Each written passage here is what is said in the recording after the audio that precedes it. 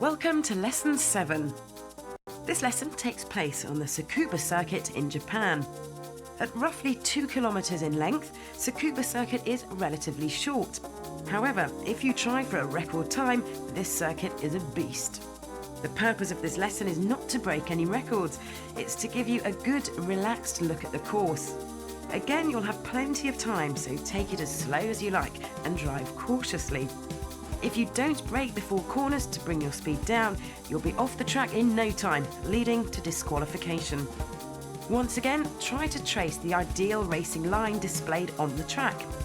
As you do this, consider what makes this the ideal line. Have a safe trip around this stylishly designed circuit where every corner, be it large or small, presents a unique challenge to the driver. Okay, good luck with your lesson.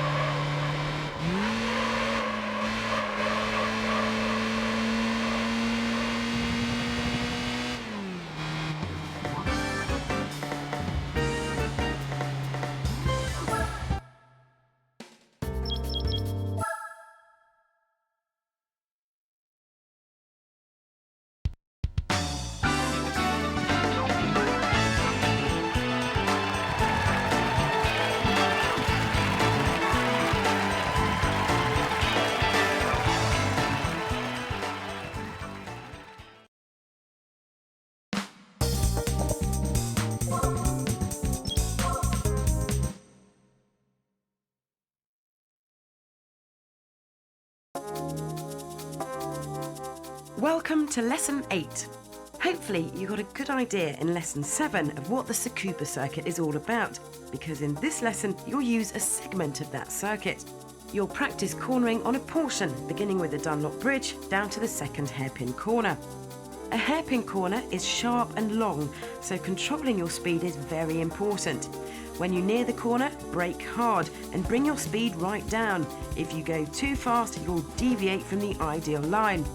Learn exactly when to apply the brakes in order to turn correctly and follow the racing line. The racing line is an out-in-out manoeuvre as described in previous lessons. Try to remember the term clipping point, which is the spot at which the car runs closest to the inside of the corner. Also, remember the term understeer. This is when the car fails to respond to steering correctly as a result of failing to reduce speed sufficiently. So then, best of luck with your lesson.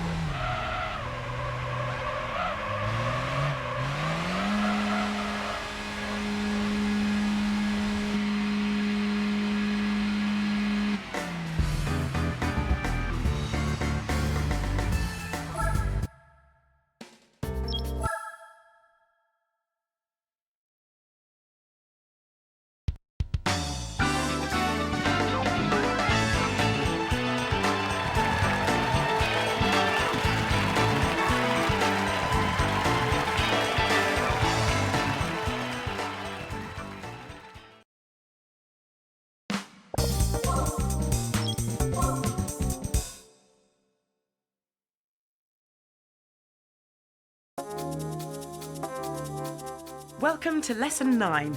For this lesson, you'll be driving through an old Italian town filled with beautiful scenery. You'll learn how to handle consecutive corners at high speeds. An S-bend refers to right and left-hand corners that come quickly one after another. If you were an ordinary driver on the public road, you could take these corners by simply following the turns back and forth. However, steering hard to the left and then hard to the right prevents you from maintaining your speed. So, as a racing driver, you must skim the apexes of the two corners, taking a route that is as close as possible to a straight line. That way, you can easily negotiate the corners with a minimal amount of steering, and that will increase the speed at which you can exit the corners. So, anytime you come up against S-bends, use minimal steering and try to take the straightest line possible. The straighter the line, the more you can hit the accelerator and the faster you can get through the curves.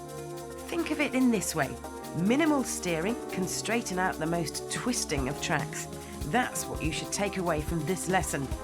Best of luck with this challenge.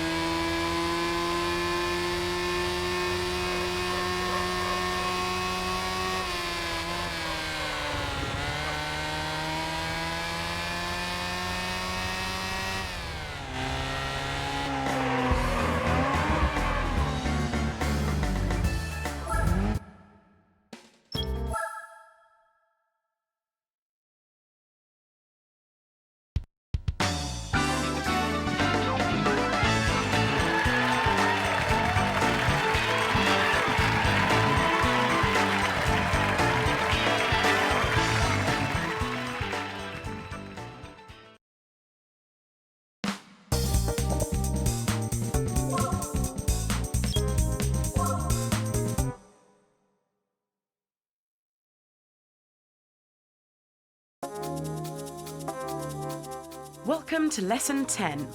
This lesson takes place on a segment of the long Grand Canyon rally course.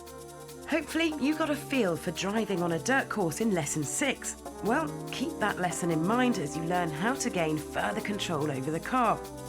As you approach a corner, apply the brakes to lower your speed as if you were racing on tarmac. This time, however, the difference is in the details. The proper technique for driving on a dirt course is to tap the brake just for a moment as you steer. When you brake while steering, the rear tyres will lose grip and you'll feel the car move more towards the outside than it would with the usual amount of steering. This effect is known as a drift. Add some braking to your steering to bring the car under control. This is the most important dirt racing technique. Make sure you get a feel for it. OK then, best of luck with the lesson.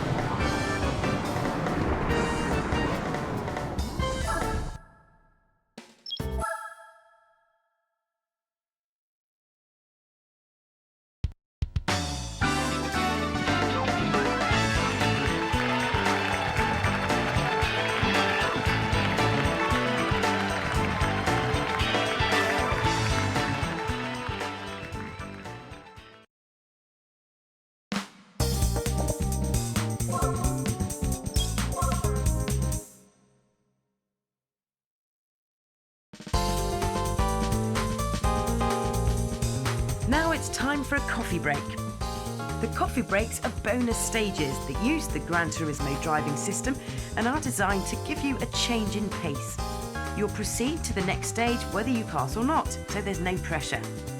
Cones have been arranged in a figure of 8 on the Gymkhana in the driving park. The rules are simple. Just touch all of the cones in the shortest possible time. You can start the figure of 8 at any point, so go for it. You don't have to knock over the cones, just touch them and they'll simply disappear. Enjoy your coffee break.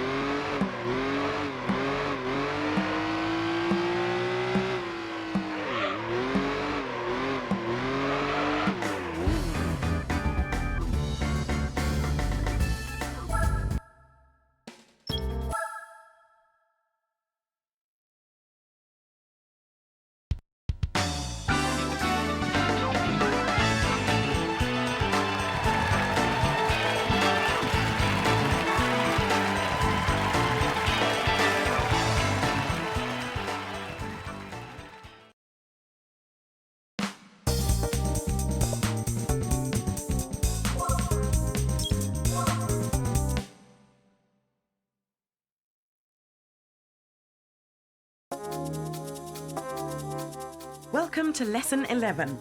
In Lesson 3, you practice braking on the straight of the Fuji International Speedway. This lesson is another chance to polish your braking skills, but with greatly increased speed. Now you can get a feel for full braking at much higher speeds than before. For a circuit racer, braking at speeds in excess of 200 km an hour is not uncommon. These are fierce speeds, and the distance required to bring the car to a stop after hitting the brakes is longer than expected. Use this lesson to ensure you don't miss the necessary braking point. Of course, the main principle is no different from Lesson 3. The trick is to remember a physical location that signifies the point at which you hit the brakes. If you follow this advice, you'll be coming to a stop in the correct position in no time. Best of luck with the lesson.